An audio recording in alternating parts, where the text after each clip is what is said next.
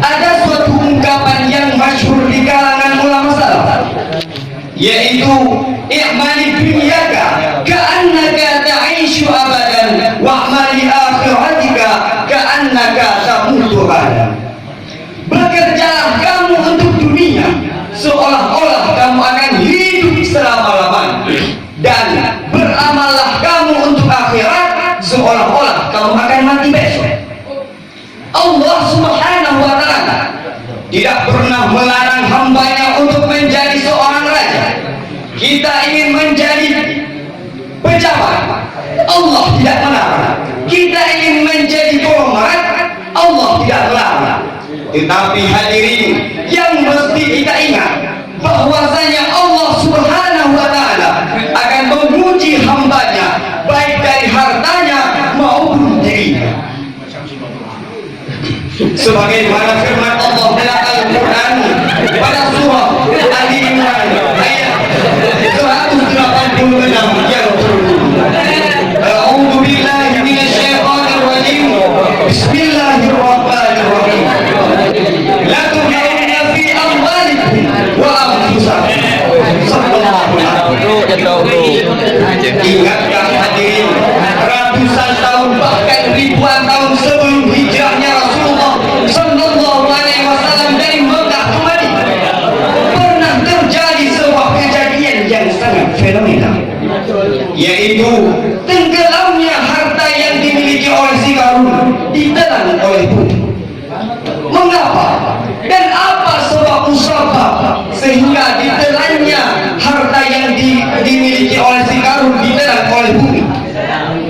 Ternyata hadirin, di balik kejadian tersebut ia merupakan seorang yang pelit. Di saat Nabi Musa alaihissalam memintanya untuk mengeluarkan zakat, dia menolak. Karena kata Qarun, orang yang mengeluarkan zakat, orang yang berinfak hanya akan membuat hidupnya melarat. Hadirin kaum muslimin yang Allah muliakan, apa laknat dari Allah Subhanahu wa ta'ala terhadapnya? Allah Subhanahu wa ta'ala tidak segan-segan untuk menenggelamkan harta yang dimilikinya. Maka berkaitan dengan fenomena tersebut, ingin rasanya hati ini untuk menyampaikan sebuah syarahan dengan tema meninggalkan sifat kikir untuk menjemput kebahagiaan.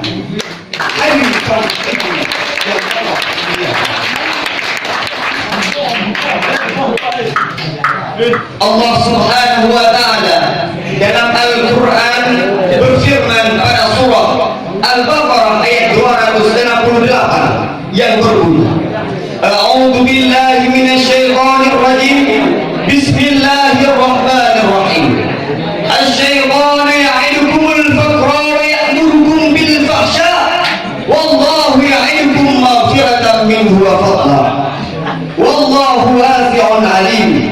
Sadaqallahul azim. Syaitan menjanjikan kepadamu akan kemiskinan dan menyuruhmu berbuat keji, sedangkan Allah menjanjikan kepadamu ampunan dan karunia, dan Allah Maha Kuasa dan mengetahui.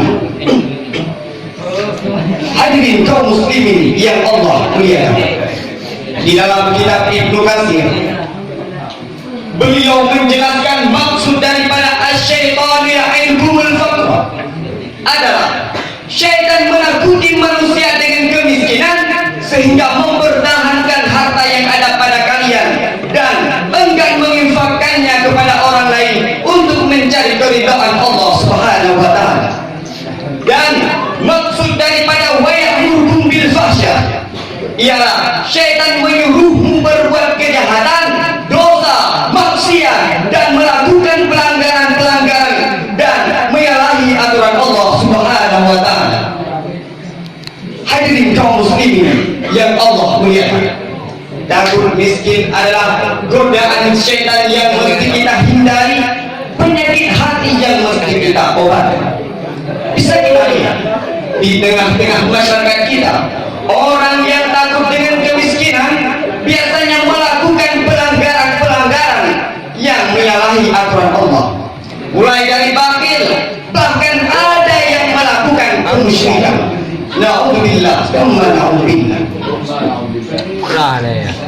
Banyak di antara kita orang yang kaya, hartanya melimpah, punya berhektar-hektar sawah, bahkan perhiasannya pun melengsar ke tanah.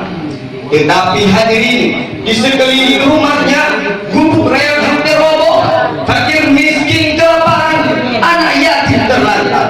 Mereka lah orang yang angkuh, mereka lah orang yang sombong dan enggan memberikan dorongan bantuan terhadap orang yang membutuhkan. Padahal hadirin, dengan kita berinfak, dengan kita bersedekah, sedikit pun tidak akan mengurangi harta yang kita miliki. Dari Ibnu Mas'ud radhiyallahu anhu, Rasulullah sallallahu alaihi wasallam bersabda, Bismillahirrahmanirrahim, anfiqu bilalan wa la takhsha min dhi 'arsy iqlan. Berinfaklah wahai Bilal, jangan takut hartamu dipersedikit oleh zat yang memiliki arsh. Hadis riwayat Dayah. Beruntung bagi kita orang yang semasa hidupnya di dalam dunia senang dengan bersedekah, senang dengan berinfak. Karena di dalam kitab Tingkatan, tepatnya pada juzuk yang kedua, pada halaman 209, menyebutkan sebuah hadis yang diriwayatkan oleh Ibnu Huzaimah, yaitu kullu mri'in fi dhilli sadaqatihi. Tiap-tiap manusia akan bernaung di bawah naungan sedekah. Itu merupakan pembalasan Allah terhadap orang yang mau berinfak semasa hidupnya di dalam dunia.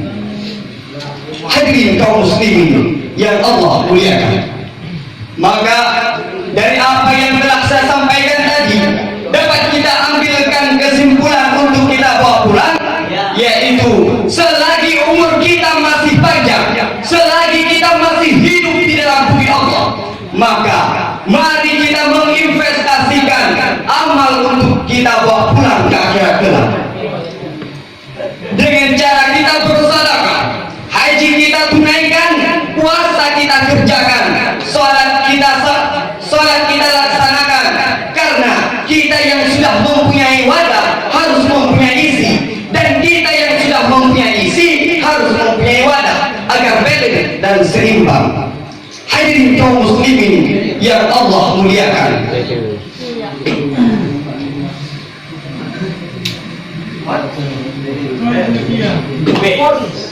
maka akhir kalam usikum bi nafsihi bitaqwallah ihdinas siratal mustaqim, wa akhira unzur man qala wa la tanzur man qala. Wa billahi taufiq wal hidayah. Wassalamu alaikum warahmatullahi wabarakatuh.